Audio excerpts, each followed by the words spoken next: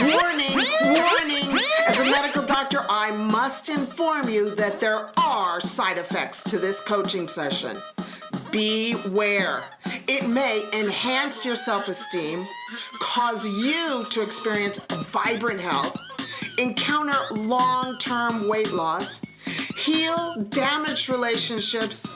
Warning, there are side effects to this coaching session. It may increase your enthusiasm for life and bring about hope. It may cause you to have productive and optimistic thinking. It could even help you not allow messed up people to ruin the rest of your life and help you realize the masterpiece that you are and empower you to be the boss of your brain. Warning, these side effects may be long-term. This is Dr. Isabel from Doctoronamission.com. Are you avoiding the whelks in your life? Yes, you heard me right. Are you avoiding the whelks in your life? Well, I will explain. Have you ever seen an oyster shell and then you open it up in the ocean, at the beach, and you realize there's no oyster inside? Well, what happens is if you look at the top of that oyster, there's a little hole in there. And what caused that little hole was a whelk. And a whelk is a sea creature that has like an appendage that drills a hole in the top of the oyster shell and then sucks the whole oyster out like a straw and eats it up, all for itself. That's why when you open up an oyster and you don't see an oyster in it, an oyster shell, and you see there's no oyster in it, that's because the whelk has come and paid its visit. We have to be super careful about the whelks in our lives because they can suck the life out of us. I've got my notes here because I want to make sure I put this together, and I was like, I don't want to miss anything. So I've got these notes. If you see me looking down, it's because I'm paying attention on my computer. Yeah. Okay. So the key is to avoid the whelks in your life. Can you think in your current situation if you've got anybody that's sucking the life out of you? I could name a few that I have to stay far, far away from. The key is, how do we do that? Well, there's 3 things to consider, and I'm going to share that with you right now. The first is, don't befriend angry people. Don't befriend angry people. Why? Because they're very infectious and you will catch what they have. They only look at the negative in their lives. And I'm telling you, I have done this personally as an experiment, and I have been around negative, angry people. Actually, I grew up with one very angry person, and guess what? That angry person actually infected me because I was around that angry person for 18 years of my life, the first 18 years of my life, and I became a very angry, reactionary, bitter type of person. And that's what can happen unconsciously because it's like a cancer. It just comes in and takes over your life. There's a saying that says, if you look at the 5 closest people in your life, 5 closest friends that you have in your life, then you will be like them 5 years from now. So think right now, real quickly, think of the 5 people in your life. Are they positive or are they negative? Well, you got to be really awake because they could be quietly, without them even knowing, whelks in your life, sucking the life out of you. The second is, know that you have a gift to share. I love this one. Know that you've got a gift to share in this world. And I just want you to just decide to share it no matter what. Do whatever you got to do to share that gift. It's deep inside all of us. We each have that. Are you familiar with the psychologist, the father of positive psychology, called Abraham Maslow? Well, he devised the hierarchy of human needs. And the first level is physiological needs, which is essentially we want a safe home and we want shelter and we want food, right? Babies want to be changed, their nappies changed, they want their shelter of their bottom changed, and they want to be fed and they want to sleep. The second level is safety. We all need to have a safe home, to have good employment that we can pay our bills. So that's the second level. The third level of need is the need to be loved and to belong.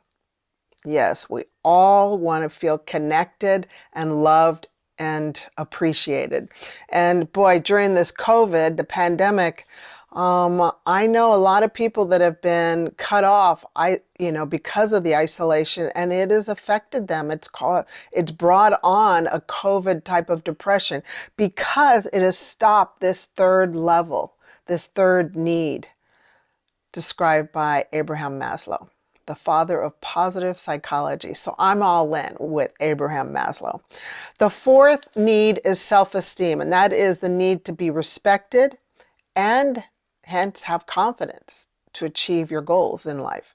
And the fifth, which is the top of the pyramid, is self-actualization. And that's the need to be creative and to fulfill your purpose, to fulfill your potential. You see, we've got potential inside of our gut. It's like a hole inside of our gut that needs to be filled. And we feel our best getting to that fifth level of need, okay? The need of self-actualization. Let's look at a couple of people that did just that. Let's look at the inner calling of Christopher Columbus. Now, Christopher Columbus knew that the world was not flat. He just knew that he knew that he knew. I don't know how he knew, but he just knew. However, those around him, the Whelks around him, didn't believe that he had a good plan. They looked at his plan, the maps, and they said, you are going to fall right off the end of the world and you will never come back. They did not increase his self-esteem, right? No, they did not. They actually increased his doubt, his self-doubt. And as a result, he decided to step away from the buffet of Whelks around him, and he did not listen to the Whelks. Instead, he listened to himself. And luckily, I'm really glad he did, because he found America. So, see what happens? When you don't listen to the Whelks, you discover things, you become creative. Another story I wanted to share with you is, did you know that Thomas Edison, the inventor of so many things, was very good friends with Henry Ford, the creator of the car? Well, in the beginning, when Henry Ford shared that idea with Thomas Edison, quote, a friend, a close friend, Thomas Edison was like, no, you will never achieve that. It's not going to work. Don't even believe in that. Don't even go for it. As a matter of fact, he said, come work for me and do something worthwhile. Thomas Edison had big beliefs in what he could achieve, but he didn't really believe in the potential of what other people can do. And hence, you could look at Thomas Edison as a Whelk. Yeah, he tried to suck the life, the creativity out of Henry Ford. And that's the point, is Whelks can be very, very close to you. Whelks can be in your family. I know that when I started Doctoronamission, when I conceived it, when I was conceived with the idea of creating and doing Doctoronamission, preventing and reversing disease and giving hope, in 2013, I shared it with my family members, and there were a lot of family members that were like, nah, that's not going to work. And they really did not even encourage me. They didn't ask how things were going. And however, my mom, my beautiful, beautiful mom, believed in me, and so did Michael, my lovely husband. And so here we are doing Doctoronamission. We're 7 years later and boom, it's growing to phenomenal levels and reaching so many people around the world. And we've got great goals. The key is, look, whelks can be in your family, they can be close to you, they can be your friends. So be aware that they may not even realize that they're being a whelk and trying to suck the life out of you, okay? All right. Let me see. So anyway, so next time you get into a car, be very, very happy that Henry Ford did not listen to Thomas Edison, the whelk, right? Right. I mean, gosh, could you imagine this world without cars? I can't even, because I've always had a car.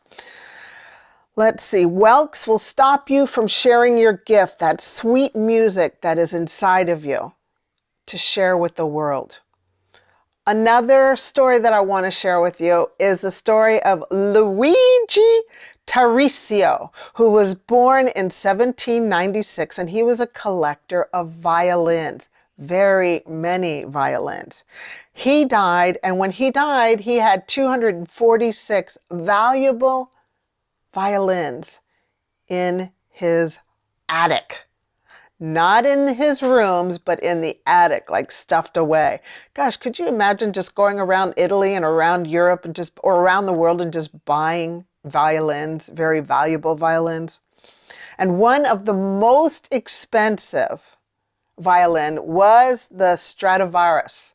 Stradivarius, I think it's Stradivarius.